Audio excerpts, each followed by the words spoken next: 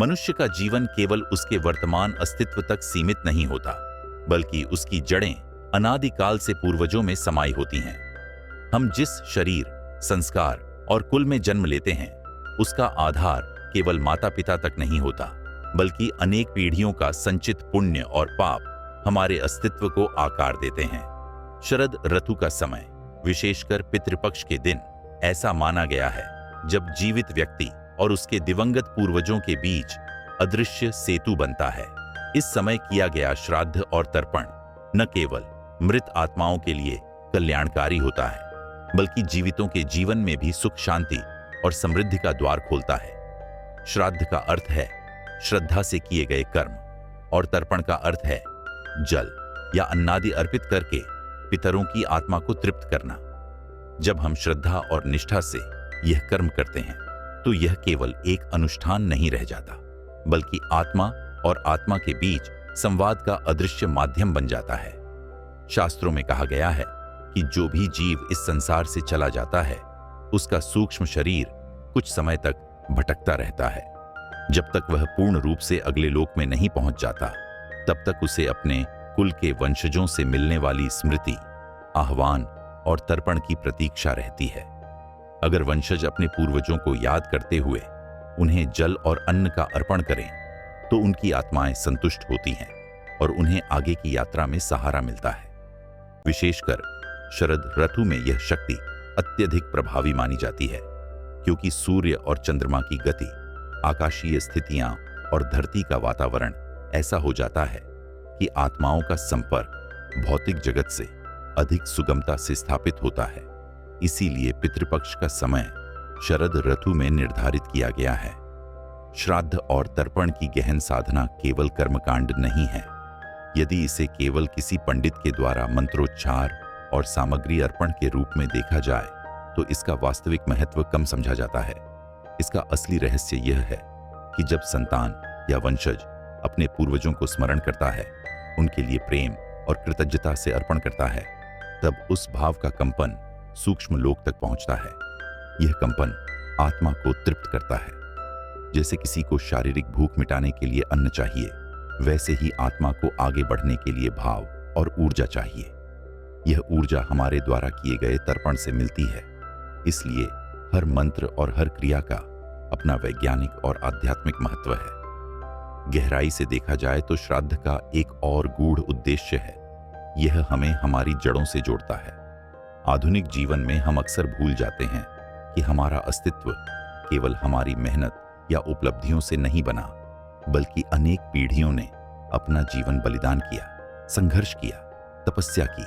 तभी जाकर हम आज के समय में सुख शांति का अनुभव कर रहे हैं। जब हम श्राद्ध करते हैं, तो दरअसल हम अपने भीतर उस विनम्रता और कृतज्ञता को जागृत करते हैं जो जीवन में संतुलन और शांति बनाए रखने के लिए आवश्यक है।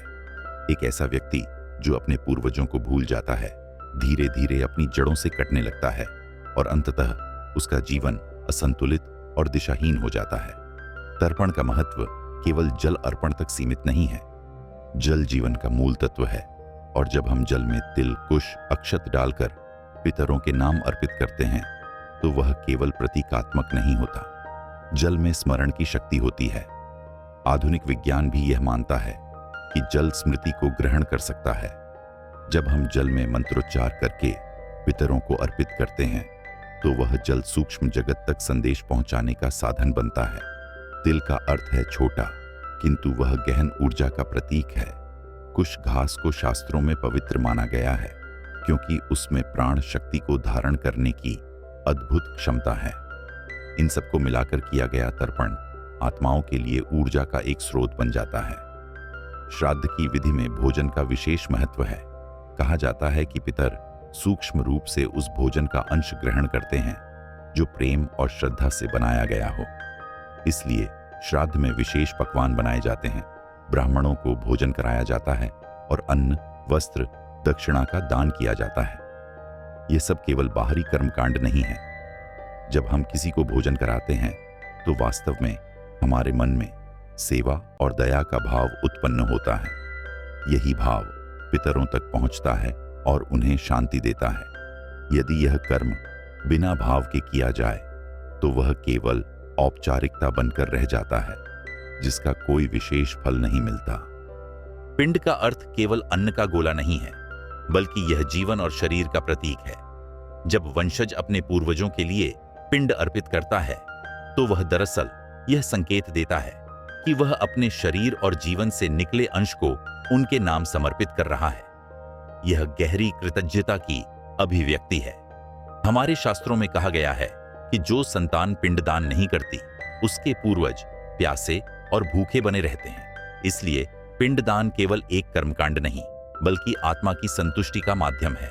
गया जी का महत्व पिंडदान में सर्वोपरि माना गया है। गया तीर्थ की महिमा पौराणिक ग्रंथों में बार बार वर्णित हुई है।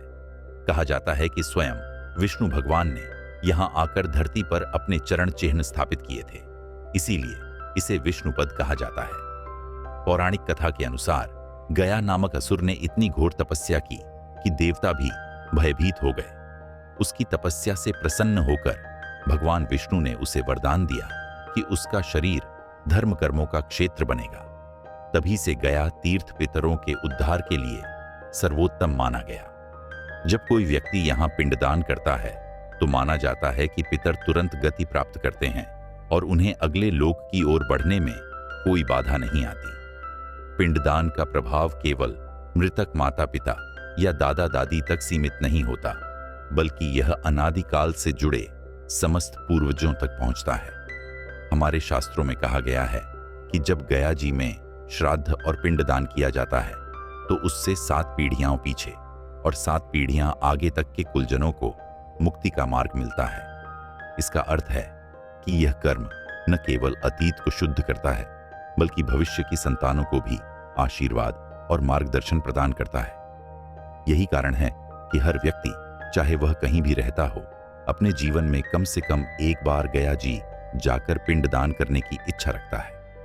पिंडदान की प्रक्रिया में कई स्तर होते हैं। सबसे पहले वंशज अपने मन को शुद्ध करता है, स्नान और संकल्प के द्वारा पूर्वजों को स्मरण करता है। फिर चावल, जौ, तिल और जल से पिंड बनाकर कुशा पर स्थापित करता है। मंत्रोच्चार के साथ इन्हें अर्पित करते समय यह कहा जाता है कि ये पिंड अमुक कुल, अमुक गोत्र और अमुक नाम वाले पितरों के लिए हैं। यह स्मरण ही आत्मा को स्पर्श करता है। मंत्रों की शक्ति और संतान का भाव मिलकर ऐसा कंपन उत्पन्न करते हैं जो सूक्ष्म लोक में तरंगित होता है। इस तरंग के प्रभाव से आत्मा को शांति मिलती है। गया जी की धरती पर पिंडदान करने का एक और महत्व यह है कि यहाँ की भूमि स्वयं पवित्र ऊर्जा से भरी हुई है। विष्णु भगवान के चरण चिन्ह और गयासुर के तप का प्रभाव इस स्थान को अद्वितीय बना देता है।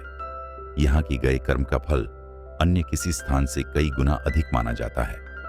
जो लोग अपने पूर्वजों के उद्धार की सच्ची भावना से यहाँ आते हैं, उन्हें न केवल पितरों का आशीर्वाद मिलता है, बल्कि उनके जीवन में भी अवरोध धीरे धीरे दूर होने लगते हैं। पिंडदान को केवल मृत आत्माओं की शांति का उपाय मानना अधूरा दृष्टिकोण है। वास्तव में यह हमारे भीतर छिपे उस अहंकार और स्वार्थ को भी तोड़ता है जो हमें जीवन में असंतुलित बनाता है। जब हम यह स्वीकार करते हैं कि हम अकेले नहीं हैं, बल्कि हमारे पीछे अनगिनत आत्माएं हैं जिन्होंने हमें यह अवसर दिया है कि हम इस धरती पर जन्म लें, तब हमारे भीतर विनम्रता और करुणा जागृत होती है। पिंडदान उसी करुणा की अभिव्यक्ति है। यह हमें याद दिलाता है कि जीवन का उद्देश्य केवल व्यक्तिगत लाभ नहीं है, बल्कि पूरे कुल, समाज और ब्रह्मांड से जुड़े रिश्तों की साधना भी है। अन्नदान को सभी दानों में श्रेष्ठ बताया गया है। कारण स्पष्ट है, भूख सबसे बड़ी पीड़ा है। जब कोई जीव भूखा होता है तो उसके लिए जीवन का कोई आनंद नहीं रह जाता। भूख मिटाने से बढ़कर कोई पुण्य नहीं हो सकता। शास्त्रों में कहा गया है कि अन्नम ब्रह्म, अर्थात अन्न स्वयं ब्रह्म है। जब हम किसी भूखे को अन्न खिलाते हैं तो वास्तव में हम उसे जीवन का आधार प्रदान करते हैं। पितरों के लिए किया गया अन्नदान उनकी आत्मा को तृप्त करता है। माना जाता है कि जब श्राद्ध के अवसर पर ब्राह्मणों, साधुओं, निर्धनों या पशु पक्षियों को अन्नदान किया जाता है तो उसका सूक्ष्म फल पितरों तक पहुंचता है और वे संतुष्ट होकर वंशजों को आशीर्वाद देते हैं। दान केवल अन्न तक सीमित नहीं है। वस्त्र दान, जल दान, भूमि दान, गौदान, ये सब भी महत्वपूर्ण माने गए हैं, किंतु इन सब में भी अन्नदान सर्वोपरि है। जब हम श्राद्ध या पितृ कार्य के समय अन्नदान करते हैं तो दरअसल हम यह स्वीकार करते हैं कि अन्न केवल हमारे लिए नहीं बल्कि संपूर्ण सृष्टि के लिए है। यह भावना हमें समष्टि चेतना से जोड़ती है। पितरों को भी इस चेतना का पोषण मिलता है और उनकी आत्मा आगे की यात्रा में सहारा पाती है। सेवा भी दान का ही एक रूप है। जब कोई व्यक्ति अपने समय, श्रम और ऊर्जा को दूसरों के लिए लगाता है तो यह सेवा कहलाती है। पितृपक्ष में सेवा करना विशेष फलदायी माना गया है। चाहे किसी वृद्धाश्रम में जाकर बुजुर्गों की सेवा करना हो, अस्पताल में रोगियों की मदद करना हो या फिर अनाथ बच्चों की देखभाल करना हो, यह सब कर्म पितरों की आत्मा को शांति प्रदान करते हैं। जब वे देखते हैं कि उनकी संतान केवल अपने लिए नहीं जी रही बल्कि समाज और अन्य जीवों की सेवा भी कर रही है तो उनका हृदय प्रसन्न होता है और वे आशीर्वाद स्वरूप उनके मार्ग की बाधाएं दूर करते हैं। दान और सेवा का प्रभाव केवल मृत आत्माओं तक ही सीमित नहीं होता बल्कि इसका असर जीवित वंशजों पर भी होता है। जब हम दान करते हैं तो हमारे भीतर छिपा लोभ और स्वार्थ धीरे धीरे समाप्त होता है। यह मन को शुद्ध करता है और जीवन को सरल बनाता है। शास्त्रों में कहा गया है कि दान करने से पाप नष्ट होते हैं और पुण्य बढ़ता है। यही पुण्य पितरों को भी गति देता है और हमारी भावी पीढ़ियों को भी सुरक्षित करता है। अन्नदान के संदर्भ में एक विशेष परंपरा है कि श्राद्ध के दिन बनाए गए भोजन को कौवे, गाय, कुत्ते और चींटियों तक को अर्पित किया जाता है। इसका अर्थ यह है कि हम केवल मनुष्यों तक ही सीमित नहीं बल्कि समस्त जीव जंतुओं के लिए भी अपनी जिम्मेदारी स्वीकार करते हैं। कौवे को विशेष रूप से पितरों का प्रतीक माना गया है। जब कौवा श्राद्ध का अन्न ग्रहण करता है तो इसे पितरों की तृप्ति का संकेत माना जाता है। इस परंपरा का गहरा संदेश है कि हमारा जीवन समस्त प्राणी मात्र से जुड़ा हुआ है। जब हम उन्हें अन्न अर्पित करते हैं तो हमारी यह भावना सीधे पितरों तक पहुंचती है। दान और सेवा के साथ साथ मन की शुद्धि भी आवश्यक है। यदि कोई व्यक्ति केवल दिखावे के लिए या अहंकारवश दान करता है तो उसका वास्तविक फल नहीं मिलता। सच्चा दान वही है जिसमें देने वाला किसी प्रतिफल की इच्छा न रखे। जब हम केवल इस भावना से दान करते हैं कि इससे हमारे पूर्वजों को शांति मिलेगी और हमें उनके आशीर्वाद की प्राप्ति होगी, तभी उसका असली प्रभाव होता है। सेवा भी तभी फलदायी होती है जब उसमें करुणा और विनम्रता का भाव हो। पितरों की मुक्ति के संदर्भ में दान का एक और गूढ़ रहस्य है। हमारे पूर्वजों ने अपने जीवन में अनेक इच्छाएं और अपूर्णताएं छोड़ी होती हैं। जब उनकी संतान दान करती है तो मानो वह उन अपूर्ण इच्छाओं की पूर्ति करती है। उदाहरण के लिए, यदि किसी पूर्वज की इच्छा थी कि वह भूखों को भोजन कराए परंतु वह अपने जीवन में ऐसा न कर सका, तो उसकी संतान द्वारा किया गया अन्नदान उस इच्छा को पूर्ण कर देता है। इससे आत्मा को संतोष मिलता है और वह बंधन से मुक्त होती है। शरद ऋतु का वातावरण साधक की साधना के लिए अत्यंत सहायक है। इस समय आकाश निर्मल होता है। चंद्रमा की शीतलता वातावरण को संतुलित करती है और पवित्रता की भावना जागृत होती है। कहा जाता है कि शरद पूर्णिमा की रात्रि में यदि कोई व्यक्ति अपने पितरों की मुक्ति हेतु मंत्र जप करता है तो उसके जप की शक्ति सहस्र गुना बढ़ जाती है। इस रात का चंद्रमा केवल शीतलता ही नहीं देता बल्कि साधक के मंत्रों को भी दिव्य प्रकाश से आच्छादित करता है। यही कारण है कि शरद ऋतु की साधना का विशेष महत्व बताया गया है। जप, तप और मंत्र साधना के साथ साथ साधक को यह भी ध्यान रखना चाहिए कि उसका जीवन पवित्र और सात्विक हो। यदि साधक असत्य बोले, क्रोध करे या हिंसा करे तो उसका जप तप निष्फल हो जाता है। मंत्र केवल उन लोगों के लिए प्रभावी होते हैं जिनका जीवन शुद्ध और सात्विक हो।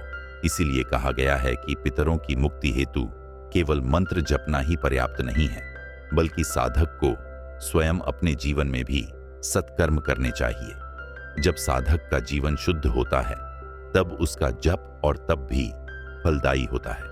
यह भी कहा गया है कि पितर अपने वंशजों की साधना और सत्कर्म से प्रसन्न होकर उन्हें आशीर्वाद देते हैं। ये आशीर्वाद वंशजों के जीवन को समृद्ध बनाते हैं। परिवार में सुख शांति लाते हैं और संतान को आध्यात्मिक प्रगति की ओर प्रेरित करते हैं। इसलिए ध्यान, स्मरण और सत्कर्म केवल पितरों की मुक्ति का उपाय नहीं, बल्कि यह संतान के जीवन का भी कल्याणकारी मार्ग है।